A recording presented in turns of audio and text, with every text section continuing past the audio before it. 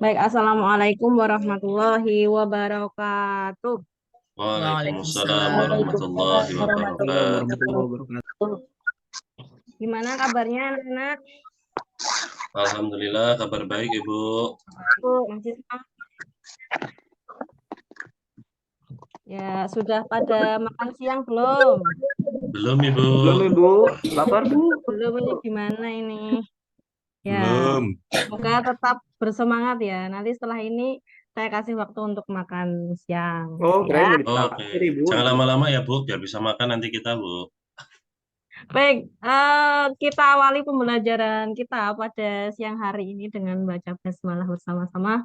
Bismillahirrahmanirrahim. Bismillahirrahmanirrahim. Baik, anak-anakku semuanya yang semoga dalam keadaan sehat dan bahagia selalu gitu ya. Marilah kita mulai kegiatan pembelajaran kita gitu ya. Ini karena kita masuk awal pembelajaran di mata pelajaran fikih ya, bab pertama yaitu tentang sumber hukum Islam. Sebelumnya sebelum masuk materi, Bu Anggra ada ice breaking teka-teki ya, tapi ya ini dalam bentuk teka-teki. Clue-nya adalah bumi itu bulat. Nah, saya harap mikrofonnya dinyalakan semua biar semua bisa ikut ya ini ya. Kita asik-asikan dulu ya. Jika 10 adalah 1, 18 adalah 2, 68 adalah 3, maka 80 adalah titik-titik. Empat. Tiga. Lima, Ya, benar. 4 Tiga. benar. 5, Tiga. Yang benar yang mana? Tiga. Nggak tahu Bu. 5 atau 3? Tiga. Tiga Bu. Ya, Bu Evi benar ya. 3. Tadi siapa yang jawab 3? Ya, Bu. Ya, Saya, Bu. paham berarti. Ya, aplaus untuk Mbak Evi dan siapa tadi yang jawab 3 ya. Benar, 3. Ada yang belum paham? Sudah. Sudah paham ya. Nah, Jadi, apa? Bulatnya itu Bu. Iya, bumi itu bulat. Yang Iya, dihitung bulat adalah bulatnya. ya, yang dihitung adalah bulatnya. Bulatnya. Jadi 80 adalah 3. Paham ya? Oke. Kita Paham, Bu. lanjut ya. Lanjut. Tujuan pembelajaran kita pada siang hari ini adalah yang pertama, peserta didik dapat menganalisis kedudukan Al-Quran, hadis, dan ijtihad sebagai sumber hukum Islam. Dan yang kedua adalah peserta didik dapat melakukan simulasi penerapan hukum Islam dalam keseharian. Ibu ada pertanyaan nih sebelumnya. Apakah kalian sudah menjalankan perintah Allah dan menjauhi larangannya? Apakah kalian tahu mana yang halal untuk dilakukan dan mana yang haram untuk ditinggalkan? Sudah? Sudah atau belum kira-kira? Oh sudah, Alhamdulillah. Ada yang belum?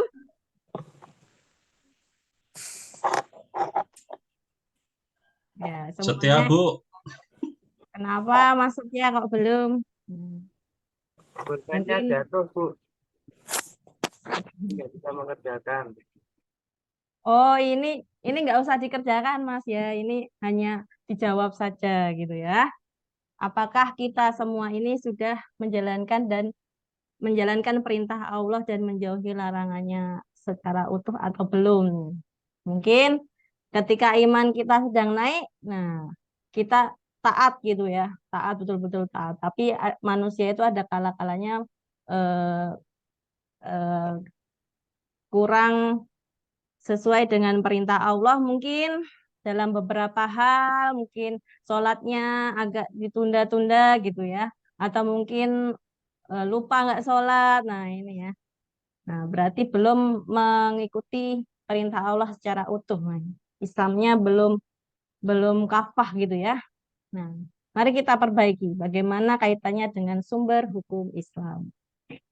Dari mana kalian tahu tentang perintah dan larangan Allah dan Rasul-Nya, serta mana yang halal dan mana yang haram? Dari mana kira-kira?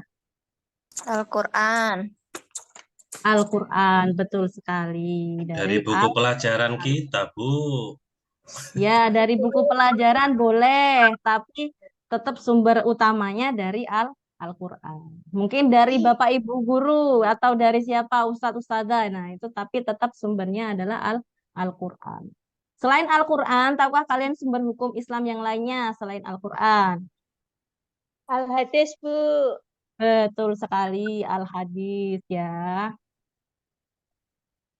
Kemudian apabila seseorang ada di tengah hutan, nah ini ada pertanyaan sedikit analisis ya.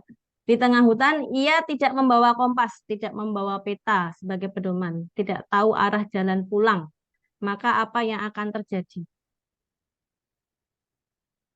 Apabila kamu berada di tengah hutan misalkan, atau sedang naik gunung, kamu nggak bawa kompas, nggak tahu jalan, nggak tahu peta gitu.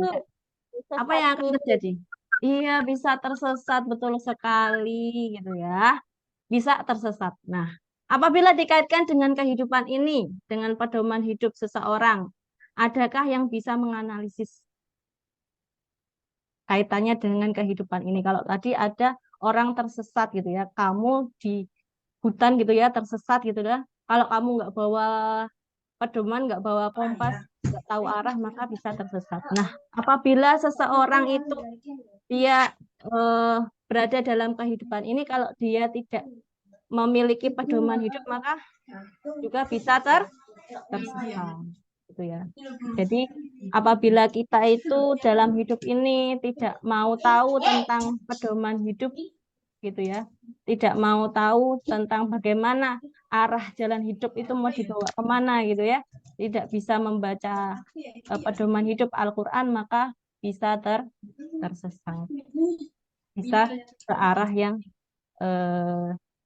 ke jalan keburukan. Nah, apa yang dimaksud pedoman hidup manusia tersebut tentunya adalah Al-Quran dan hadis. Sudahkah kalian membaca dan mempelajari pedoman hidup tersebut? Sudah belum? Kira-kira tiap hari sudah baca Quran belum nih? Sudah, Ya. Bu. Sudah, Alhamdulillah. Mas Andri sudah. Mbak Fajrin kira-kira sudah membaca Al-Quran belum setiap hari? Ya, Bu, sudah baca. Cuma 1 ayat tadi. Ya, Alhamdulillah. Nggak apa-apa, walaupun 1 ayat, yang penting tiap hari kita membaca Al-Quran. Nah, sebelum dimulai materinya, kita ada asesmen diagnostik dulu. Ini nanti hasilnya akan Ibu pakai untuk pembuatan kelompok belajar kalian. Silahkan, ini saya kirim di grup ya, silahkan diklik dan diisi ya asesmen diagnostiknya. Sudah ya? Sudah, Bu. Ya, terima kasih. Baik, kita lanjutkan. Kita lanjutkan.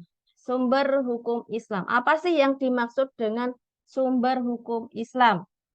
Coba dibaca. Siapa ya? Mbak Evi, coba dibaca Mbak Evi. Sumber hukum Islam merupakan suatu rujukan, landasan, atau dasar yang utama dalam pengambilan atau penetapan hukum Islam.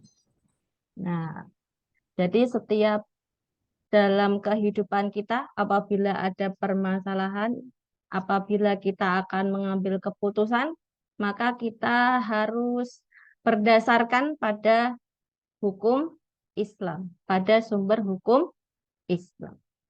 Siapa yang tahu apa sajakah sumber hukum Islam itu? Ada yang tahu? Quran dan As-Sunnah. Quran, Bu. Al-Quran, betul. Lihat. Hadis, Bu. Hadis, betul Mbak Anggreni Putri. Ada lagi? Ijtihad. Ya, Bu. Lihat, betul sekali. Wah, pintar-pintar semua ini anak ya. Ya, betul. Ada 3 sumber hukum Islam. Ada 3. Yang pertama adalah Al-Quran, dan yang kedua adalah Al-Hadis, dan yang ketiga adalah ijtihad. Nah, nanti ini akan jadi eh, dasar kalian apa yang akan kalian diskusikan gitu ya. Sebelumnya, Bu Anggra mau tanya dulu nih, kegiatan kalian dalam keseharian. Nah, apakah kalian semua telah membaca Al-Quran dilakukan setiap waktu, selalu, sering, jarang, tidak pernah? Jawabannya yang mana kira-kira? Saya tanya siapa ya? Mas Andri, coba membaca Al-Quran di setiap waktu, selalu, sering, jarang, tidak pernah? Selalu, Bu. Selalu, alhamdulillah. Walaupun cuma Bagus. awalan-awalan surat aja, Bu. Ya, bagus. Berarti nilainya maksimal nih, 4 ya. Coba yang kedua, Bu Mbak Erti. Sudahkah Mbak Erti disiplin dalam melaksanakan kewajiban sholat 5 waktu? Belum, Bu. Belum, Kadang kenapa kok belum? molor-molor, Bu. Oh iya, Nonton, kenapa kok molor-molor? Nah, nonton, ini Bu. oh, nonton ya. Jadi refleksi ya, kalau gitu diperbaiki ya, Mbak Erti ya, diperbaiki. Baik, Bu. Insya Allah, Bu. Nah, kemudian yang ketiga, ini ikhlas dalam melakukan sesuatu. Maksudnya adalah setiap hal yang kamu lakukan, kamu niatkan karena Allah Subhanahu wa Ta'ala. Sudah atau belum? Selalu, sering, jarang, tidak pernah. Siapa ya ini? Coba Mas Ardi.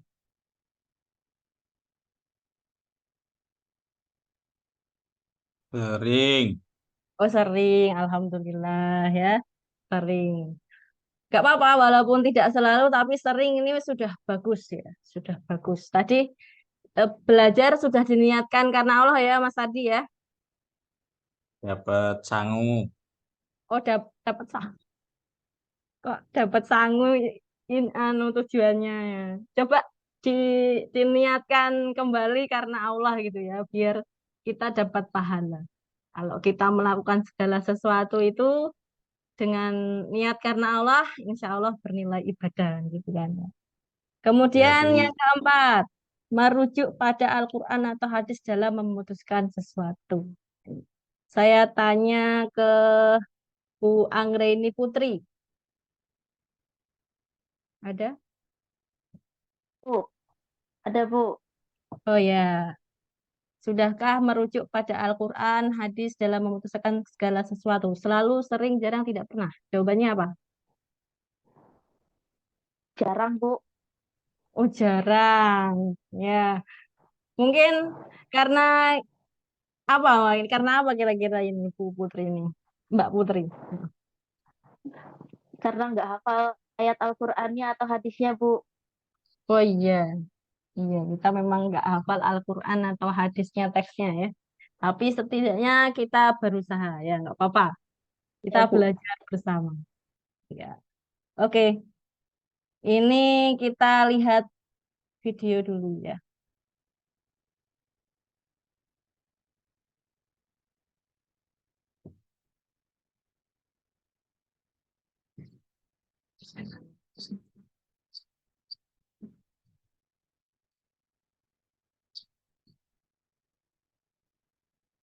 Baik pemirsa, terima kasih Anda masih bersama kami di Taman Surga, tamannya orang-orang berilmu.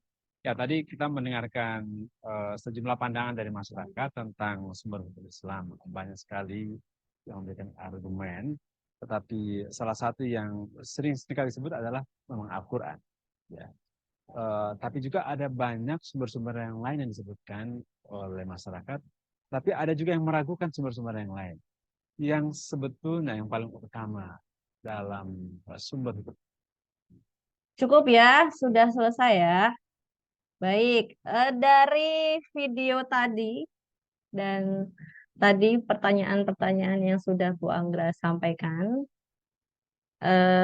juga silahkan kalian berdiskusi ya, berdiskusi.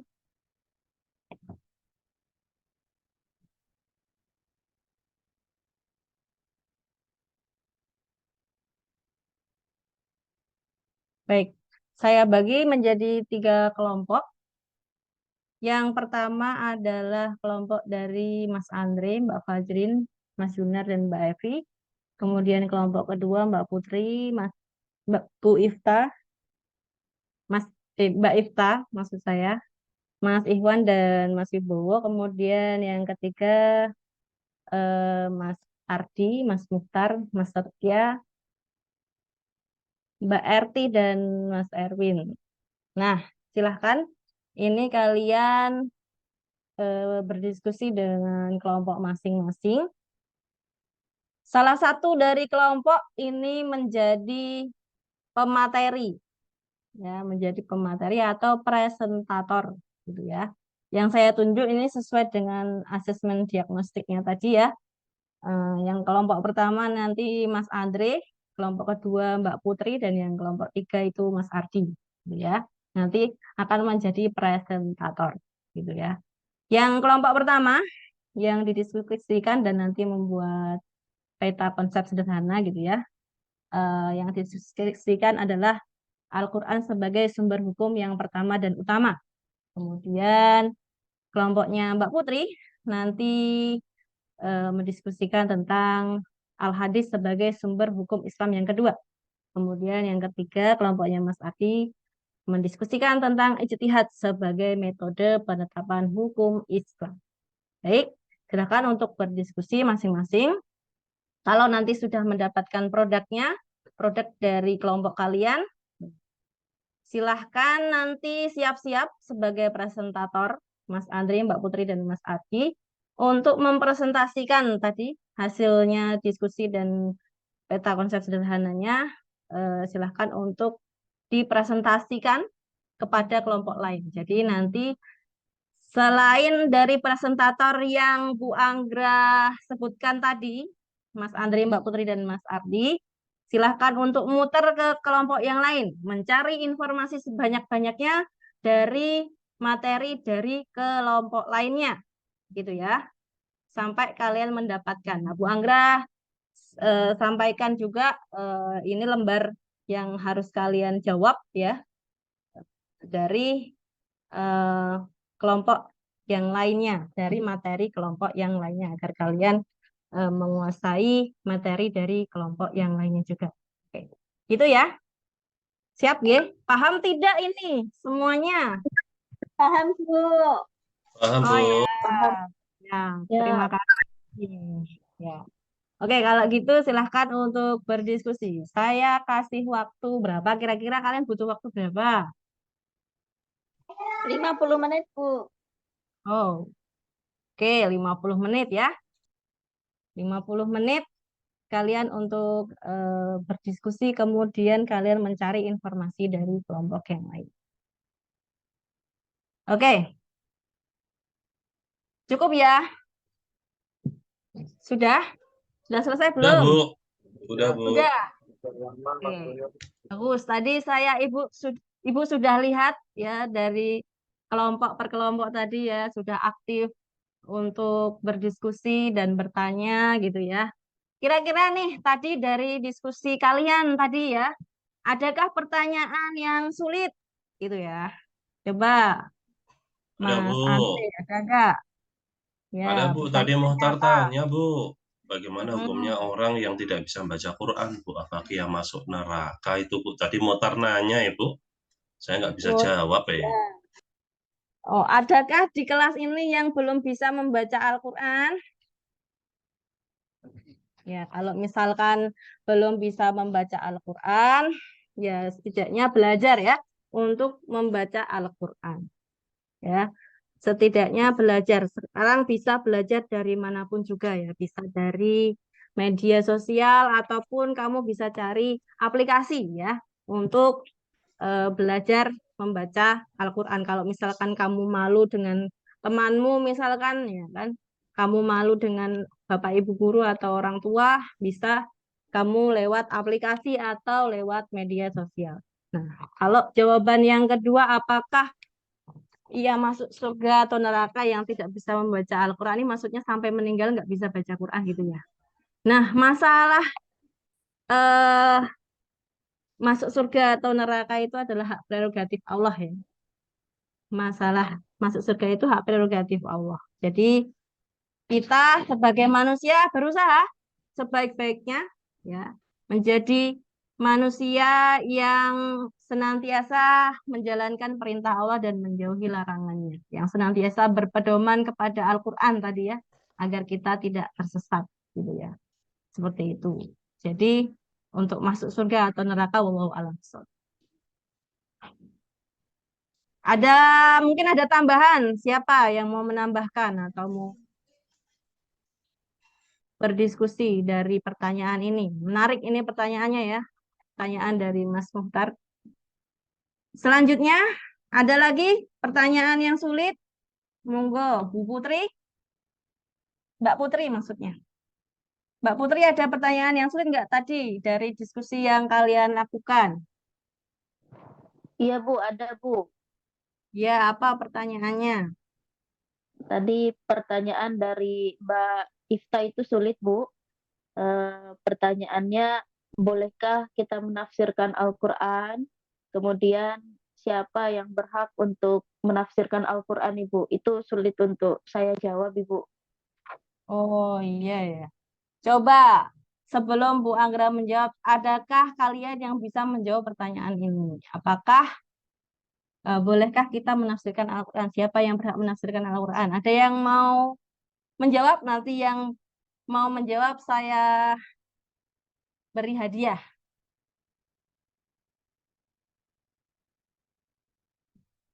Gak ada. Baik. Jadi siapa yang berhak Hadiah, untuk Bu. apa? Saya, Bu. Oh iya ada. Silakan, silakan coba. Mas, siapa ini? Mas Yunar ya? Yunar, Bu. Oh ya, Tidak silakan boleh, Mas. Bu, jawabannya. Karena yang berhak hanya ulama yang mengetahui metodologi tafsir Al-Quran. Ya, betul sekali Mas Yunar ya.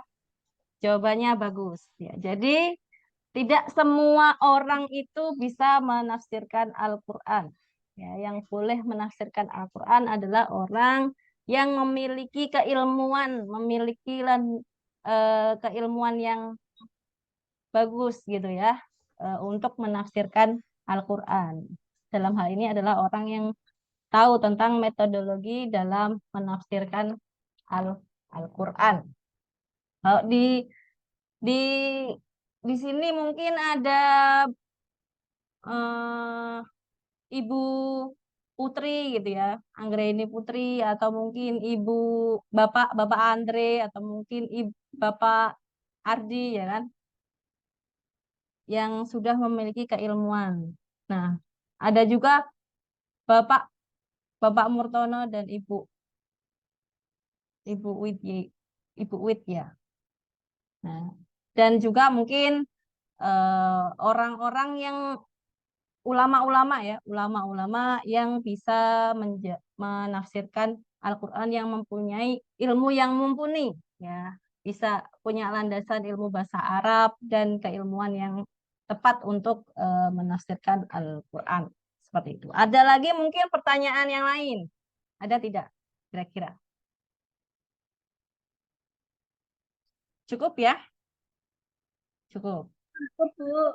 Oke, kalau begitu berarti kalian sudah paham tentang materi ini, tentang sumber hukum Islam, baik itu Al-Quran, Al-Hadis, maupun ijtihad.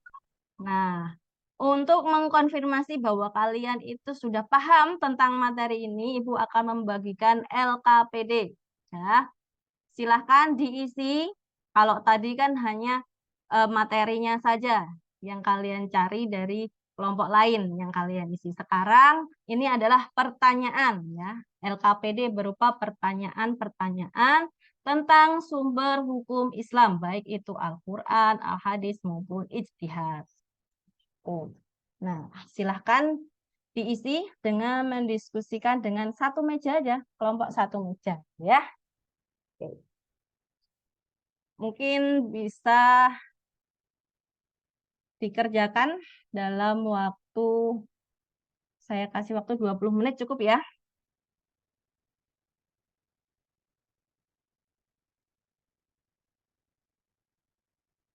Sudah selesai ya? Sudah semua, Bu. Alhamdulillah sudah selesai dikumpulkan. Nanti Bu Anggra akan menilai. Nah, kita sampai pada kesimpulan. Oke, silahkan sekarang dibaca kesimpulannya. Saya minta siapa yang siap ya kira-kira untuk membaca kesimpulan.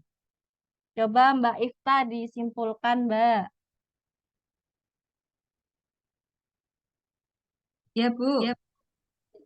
Kesimpulannya adalah Al-Quran sebagai sumber hukum yang pertama dan utama merupakan firman Allah Subhanahu wa taala yang diwahyukan kepada Nabi Muhammad SAW. Secara bahasa, Al-Quran berarti bacaan yang membacanya masuk ibadah.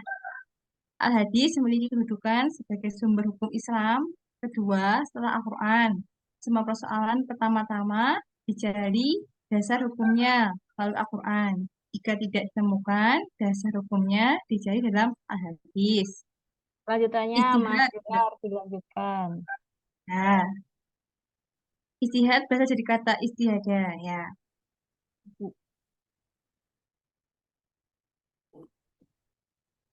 Ya, Ijtihad. ijtihad berasal dari kata istihadah yang berarti mengerahkan segala kemampuan. Orang yang beristihad disebut mujtahid. Ijtihad secara usaha yang sungguh-sungguh yang dilakukan untuk mencapai putusan hukum yang belum ada dalam Al-Quran maupun hadis. Iya, Bu. Ya, terima kasih Mbak Ifta. Baik, Ya, itu sama-sama, Bu. kesimpulan pelajaran kita pada hari ini. Sebelum mengakhiri, kita refleksikan dulu bagaimana pelajaran hari ini. Apakah menyenangkan? Menyenangkan, Bu. Menyenangkan, Bu. Alhamdulillah, gitu ya. Bagian manakah yang menurutmu paling sulit dalam pelajaran ini? Tentang istihad, Bu. Ya, Bu. Ijtihad, Bu. Nah, apa yang kamu lakukan untuk memperbaiki hasil belajarmu? Belajar lagi, Bu. Baca paket, Bu. Oke, berapakah nilai bintang yang akan kamu berikan dalam pelajaran ini? 5. 5. 5, Bu. Terima kasih. Oke, kita akhiri sekian pembelajaran kita pada siang hari ini. Semoga bermanfaat, semoga membuat kita menjadi lebih baik gitu ya, bisa mentaati Allah seutuhnya. Terima kasih. Amin ya rabbal alamin. Bila bisa bilhaq wastabiqul khairat albiru manittaqwa. Wassalamualaikum warahmatullahi wabarakatuh. Waalaikumsalam warahmatullahi wabarakatuh. Terima kasih Bu Anggrani. Maaf ya tadi ini listrik saya itu mati sehingga wifi saya tadi mati. Saya harus pindah ke wifi HP. Begitu masuk wifi HP udah ganti Bu Anggrani. Tadi Bu Iya Fajrin, Pak, tadi Bu Fajrin juga listrik mati Pak, sama Iya. Pak. sampai sekarang belum Masih mati ini. ya. Ini pakai. Oke, Bu Fajrin sudah bisa apa itu? Tadi rekamnya sudah hampir selesai ya Bu Fajrin tadi Dan ya? sudah ke convert. Oh ya sudah dikonvert ya, alhamdulillah. Oke, moga masukan untuk berdua kalau begitu, masukan untuk Bu Azrin maupun untuk Bu Anggra ini, monggo. Teman-teman. Oh iya, saya Pak. Oke. Dari keduanya tadi penyampaian cukup bagus, temanya menarik. Cuman untuk yang Bu Fajrin tadi kan ada kendala teknis, nggih, sehingga untuk semua alurnya kan belum diselesaikan. Nah, itu nanti pripun Pak, apakah sudah dicukupkan atau mungkin harus dilanjutkan dengan membuat recording lanjutan, mulai dari yang materi telah disampaikan. Itu saja Pak. Mungkin dari saya itu aja Pak, mungkin. Karena kan prinsipnya alurnya kan Pak ya, dari pembukaan, inti, penutupan, ada beberapa poin-poin itu nanti apakah perlu dilanjutkan atau sudah dicukupkan, karena ini kan kendalanya kendala teknis gitu Pak. Oke. Tadi kayaknya udah mau selesai, saya kira cuma tidak apa-apa ya, mungkin sudah ada rekodnya. Tinggal penutupan tadi, Pak. Tinggal Iya. penutupan tadi, belum tiba-tiba mati. Kayaknya terus diikuti Bu Fajrin tadi mungkin. Nggih. teknis Pak, nggak apa-apa berarti. Aman Bu Fajrin? Alhamdulillah. Lain, Alhamdulillah. monggo masukannya untuk Bu Anggra ini atau Bu Fajrin. Untuk Bu Anggra ini tadi runtut bagus Pak, kemudian untuk pengelompokannya juga sudah sesuai begitu. Kemudian tadi ada, kalau nggak salah tadi Bu Anggra ini ada apa afektif ya tadi ya? Bu Anggra ini pasti apa tadi ya itu yang ada afektif? Ya saya Pak. Ya betul. Ya itu apa bagus Bu tadi Bu. Ya itu saja dari saya sudah sesuai gitulah dari saya. Kalau mungkin pandangan yang lain monggo matur nuwun. Teman yang lain monggo. Atau Bu Fajrin sendiri mau menyampaikan? Ya, jadi tadi itu karena tiba-tiba jadinya saya kayak belum siap dan ada diagnostik asesmennya juga sampai tidak tersampaikan. Jadi ya cuman ini aja karena grogi. Itu dan penutupnya juga belum apa tapi tapi tadi sudah tinggal penutupan aja. Ya. Yang lain monggo. Bu Wit, nggih, monggo Bu Wit. Ya, terima kasih Pak Murdiono. Nggih, tadi Bu Fajrin nggih karena memang terputus sudah sampai diskusi nggih. Untuk Bu Fajrin dan Bu Anggra ini dua-duanya memang tadi pembukaan memang ada beberapa yang terlewat. Mohon besok ya suaranya lebih dimantapkan nggih, intonasinya biar mantap dalam menyampaikan materi. Jadi ini masih kayak kita diskusi dengan teman-teman gitu loh. Jadi belum menggambarkan sebuah kelas biar lebih mantap lagi. Kemudian untuk Bu Anggra ini juga saya lihat sintaknya memang belum kelihatan, sintak PBL-nya. Kegiatan inti itu isinya masih membicarakan tentang garis besar dan masih didominasi juga oleh Bu Anggra ini sendiri. Kemudian tadi ada diskusi, presentasinya terlewatkan. Jadi di akhir itu hanya tanya jawab, masih kembali ke tanya jawab lagi. Belum ada presentasi mungkin. Terus kesimpulan tadi kan dibacakan ya sebetulnya kalau memang sudah ada diskusi itu kesimpulan kan dari masing-masing kelompok nanti memberikan kesimpulan. Jadi tinggal Ibu yang menyampaikan penguatan dari kesimpulan tersebut. Kemudian di dalam MA yang Ibu tulis itu kemarin saya kasih beberapa catatan antara lain glosariumnya di situ Ibu belum menjelaskan. Baru kata atau istilah glosariumnya tapi belum ada penjelasan, mohon itu untuk nanti dilengkapi di dalam PPL. Kemudian nilai karakter yang diambil itu yang PPRA itu Ibu tulis semua. Kalau Ibu tulis semua berarti nanti dalam kegiatan pembelajaran juga harus ada semua nilai. Jadi diambil saja yang sesuai dengan materinya, bisa diambil 2 atau 3. Demikian juga yang karakter Pancasila. Jadi jangan dituliskan semua. Nanti kalau dituliskan semua dan tidak ada asesmennya, itu juga akan mengurangi nilai. Seperti itu. Terima kasih Pak Murtono. Monggo. Oke, makasih Bu Wit. Dari saya mungkin Bu Fajrin itu PBL ya, yang Bu Fajrin tadi. Ya, benar Pak. Ya, mungkin kalau PBL, jadi di awal justru malah setelah persepsi atau pertanyaan pemantik, Ibu bisa menampilkan video atau gambar dari masing-masing yang kalau gambar ya ada yang pakaiannya sing ketat, ada yang pakaiannya rada kurang, ada yang mungkin lengkap. Lah dari situ siswa diminta menganalisis ya, sesuai dengan tujuan pembelajaran ya. Jadi sehingga siswa nanti akan menemukan sendiri mana toh aurat yang benar, mana toh aurat yang salah, mana toh batas-batas. Itu diperoleh ketika peserta didik itu menganalisis gambar atau video. Baru setelah itu diskusi, informasi boleh, antara teman boleh, atau mungkin presentasi boleh, silakan. Nah, ini PBL-nya di situ. Kemudian HOTS-nya analisis itu. Nah, jadi sudah ada HOTS-nya, ada analisisnya. Kemudian juga TPACK-nya, mungkin gambarnya, atau videonya, atau mungkin animasi, silakan. Kalau nggak gambar ya gambar-gambar corak, tapi yang mencerminkan ada yang berpakaian minim, ada yang berpakaian yang menonjolkan dan lain sebagainya.